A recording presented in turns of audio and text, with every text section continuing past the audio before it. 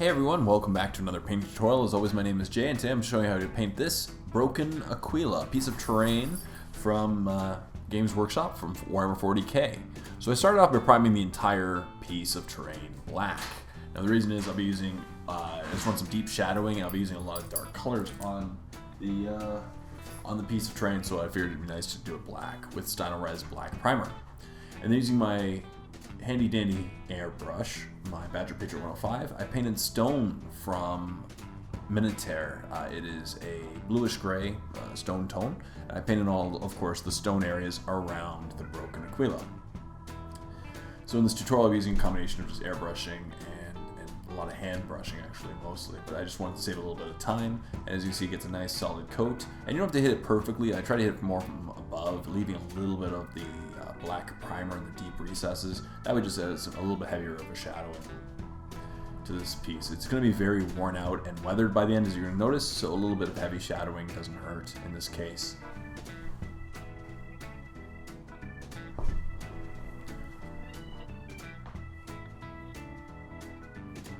So as you can just paint stone around the entire area, and then I changed colors, went to dusty ground, which is a lighter gray, and I just basically dusted the areas, picking up on the raised surfaces with the dusty ground.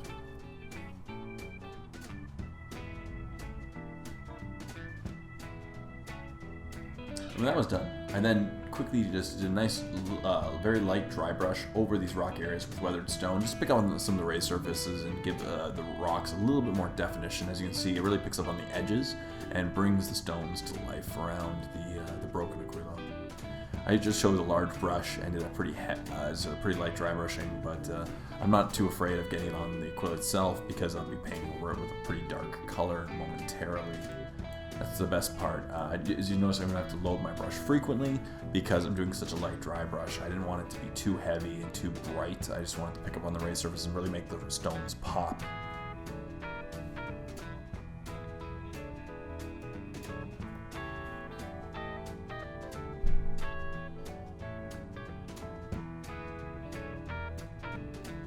And I'm just making sure that all the areas are painted over the piece of terrain.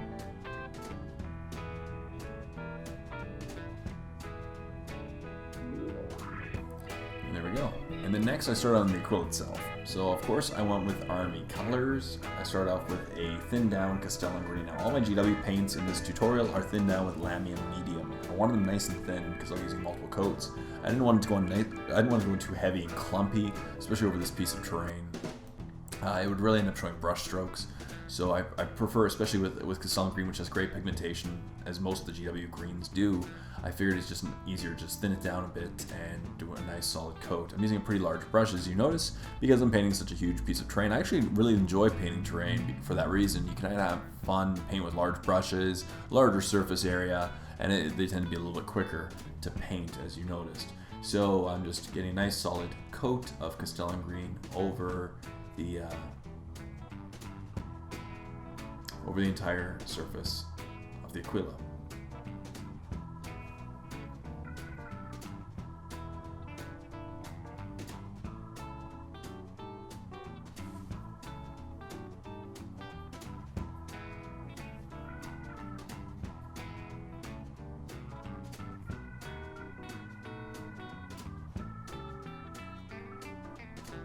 Perfect. And when that was done, I then hit the entire area with a combination of two shades. The first one is a Chthonian Camo shade, and the second one is Agrax Earth shade. And I used them pretty heavily, and I just basically interspersed them, and I combined them in some areas to Agrax Earth shade in some areas, and a Chthonian Camo shade in some areas. So right now I'm using a Chthonian Camo shade, but you can clearly see I just switched pots, and I just hit the next area with Agrax Earth shade.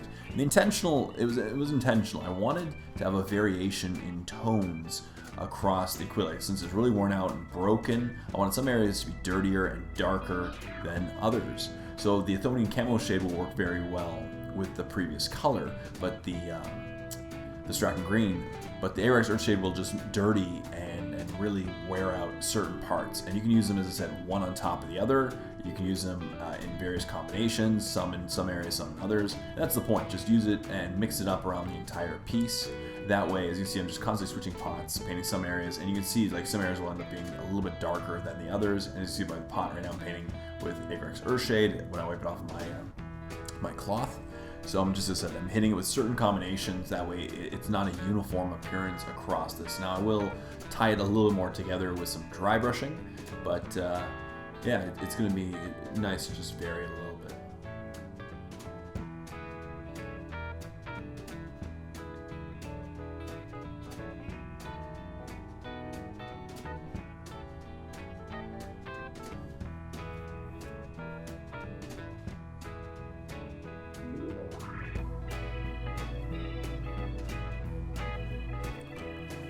So you just worked my way around the piece, just constantly mixing up on the shades. You can even bring a third shade, maybe a non-oil would be actually really good to darken in some areas, or maybe a different shade of green, like mild tan green, just to really work on that worn out appearance.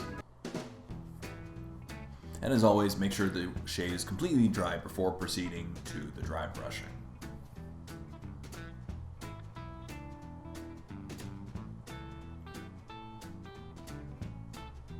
And when that was completely dry, I then did just a series of dry brushing around it, just to build a lot of texture. I varied the heaviness, heavier in some areas, just to create that brushed tone and really pick up on the edges and make them really pop. But I intentionally did like to bring up a little bit of a brushed appearance onto it.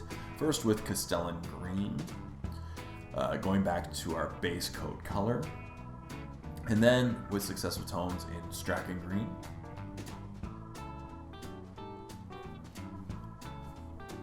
Once again, and then I added some even brighter colors by just adding some USHABTI bone, and then working again, just building up successive dry brushings around this piece. As you can see, there's a lot of contrast already between the gray, the really light gray dull rocks, and the really deep dark green of the Aquila. And I think there's that's why I intentionally did it. A really nice stark contrast between the two. And then I had some USHABTI bone once again, and just repeat this process. You can see just building up successive dry brushing and a bit of texture and tone to it. As you can see now, it's starting to have some not necessarily pattern, but just some texture to the piece.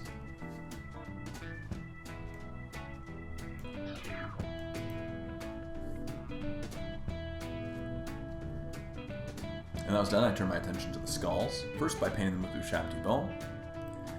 Once again, I thinned down, as I said, I thinned down all my paints with Lamy Medium when I'm doing the hand brushing, and just worked my way around the terrain with all the skulls, just a few skulls around the piece. Just take my time getting a nice solid coat of USHABTI bone.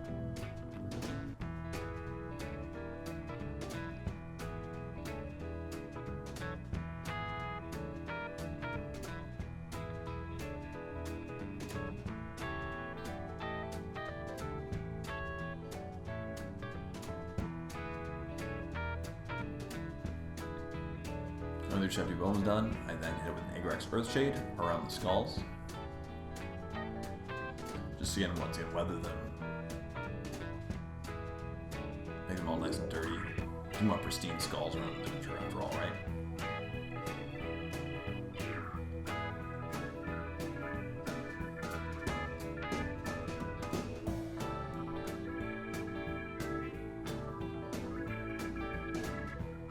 As you can see now, the Agrax Earthshade, where I hit the parts, it really is making it, the tone is not uniform.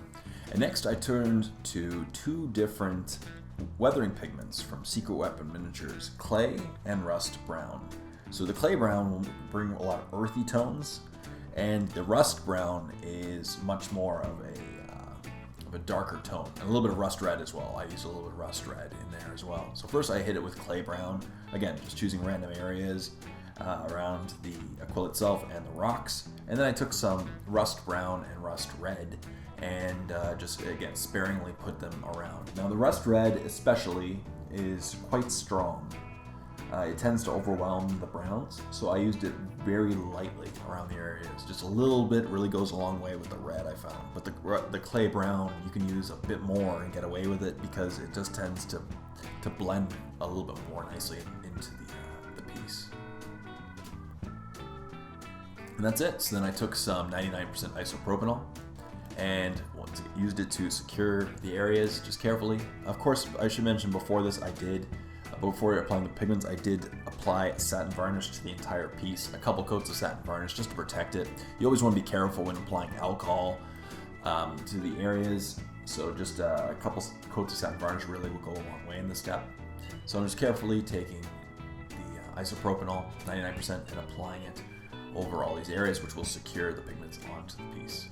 But as you can see, once I apply it to the earth, the clay brown, it really does tone it down, as you can see. It just really makes it blend right in and just weather it nicely. I really do like the Secret Weapon pigments. The only thing is they are really messy. You're gonna find that. Always be careful. I always wear a glove and put down a lot of paper towels because they get everywhere and create quite the mess. That's okay.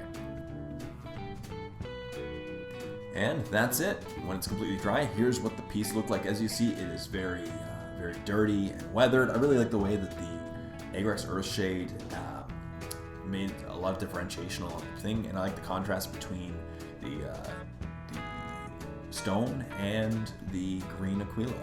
Didn't take very long to paint up, and then it's going to go awesome on my tabletop and in battle reports.